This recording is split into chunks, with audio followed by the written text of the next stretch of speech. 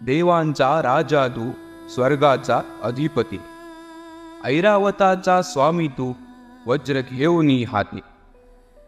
तुझ्या स्वागतासाठी सज्ज झाले सारे, मनात आमच्या वाहू लागले भक्तीचे वारे.